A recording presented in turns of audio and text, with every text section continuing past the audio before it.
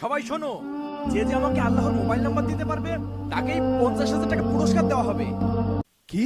আল্লাহর mobile number? কি আল্লাহর নাম্বার? আল্লাহর আবার মোবাইল নাম্বার হয় কিভাবে? চল তো দেখি।